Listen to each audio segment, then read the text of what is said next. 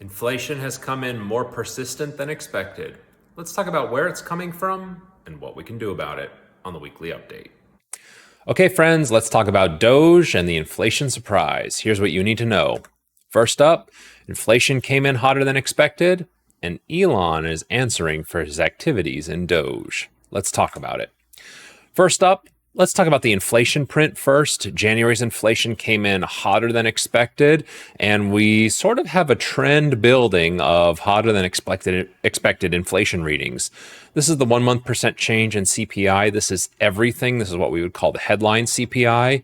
And what you notice is here was that last inflationary wave that we saw in the early part of last year. And then now, as you go through July, August, September, October, everything was pretty much under control. And then this is that Trump bump that we've been talking about in economic activity. November, December, and January, 3 months in a row of an accelerating trend. Not really good data here, not going in the right way, definitely challenging. I'm not surprised the market is, as of right now, taking it in stride. But this is definitely something that you're going to see more discussion around this topic as we go forward. Here's the 12-month % change. So this is year-on-year CPI. Blue is the headline, and you notice that September was pretty much the bottom for this disinflation, coming in around 2.4%. And if you look at where we are now, we are once again back at 3% year-over-year inflation, and it's January of 2025. So this isn't pandemic stuff. This isn't lockdown stuff. This is the post-pandemic trend these days. And if you look at core CPI, which is actually more important here, you notice core CPI just can't find a way below 3.2. And this is actually the number that the Fed is trying to target to 2%. So we didn't get anywhere close to that. And once again, we're sort of bouncing off this floor of 3.2 and going higher even on core as well. What does this mean? This means that there is going to have to be some hard decisions made here. Hard decisions around interest rates, hard decisions around what happens to the economy if we can hold it together. If we want to put the inflation genie back in the bottle, this is pretty tough data. What this tells us is we may have to keep rates higher for a more prolonged period, or potentially, more painfully, maybe even rate hikes later on in the year. We'll see. It's only a couple data points here, so we don't want to extrapolate too much from this trend, but clearly the data is not going in the right direction.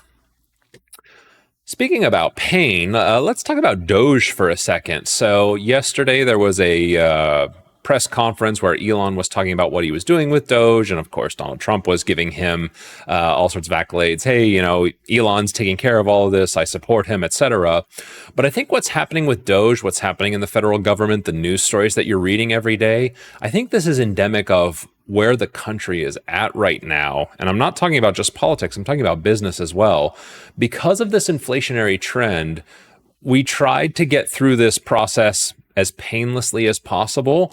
And what we're seeing now is, I think increasingly it's starting to dawn on us that we may have to choose pain, and pain through things like cutting government programs, furloughing government workers, reducing government aid. You know, that's what they're doing on the fiscal side here. Certainly we need to do some of that because we can't be running $1 trillion or $2 trillion deficits with inflation this high.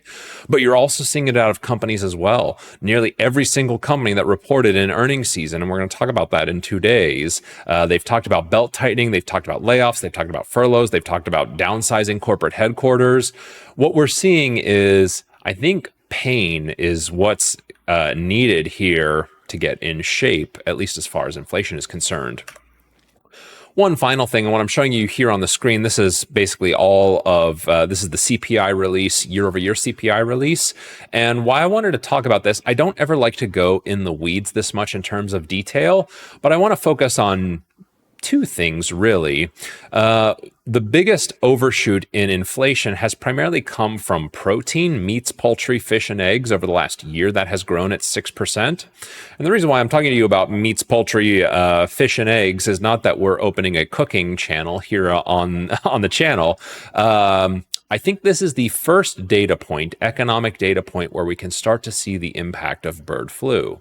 And I wanted to include this slide, and I wanted to say the words bird flu, mainly because I think this is going to be a developing story in 2025.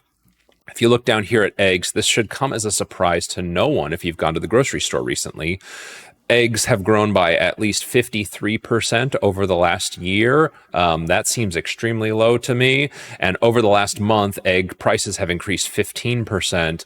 I think that's a direct response to bird flu and the culling of the laying flocks that we've seen, but we're also seeing it in protein substitution as well. So as your chicken gets more expensive, where do you go? You go into beef, you go into pork, you go into all these other areas, you go into fish, and all of these areas are growing at 5, 6, 7% as well. Bird flu is nowhere near contained. In fact, if anything, we're just wrapping our heads around how widespread and pervasive this is. And I think it's starting to show up in economic data. More on that later. I'm being intentionally vague here, but at least what I wanted to do is put it on your radar. If this becomes a bigger story as we get into June and July of this year, I wouldn't be surprised. So what does it all mean, DOGE and the inflation surprise? Well, today's inflation report came in hot, and it continues a trend of hot reports.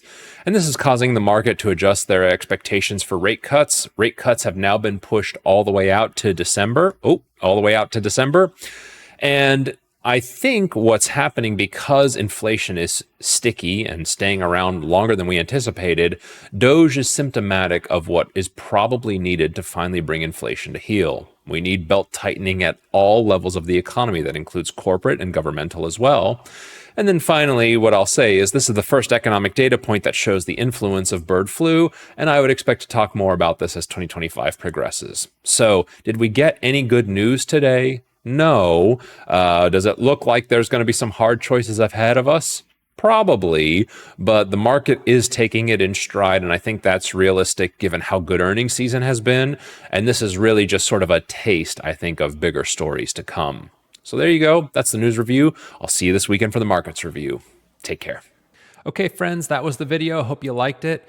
If you found it informative, good, entertaining, I'd love if you could scroll down here beneath the video and give me a like there. It helps us out with the algorithm. And then if you want to be notified first of anything new that we upload to the channel, if you come over here, click subscribe, you'll be the first to know as soon as we upload anything. Appreciate it. See you soon.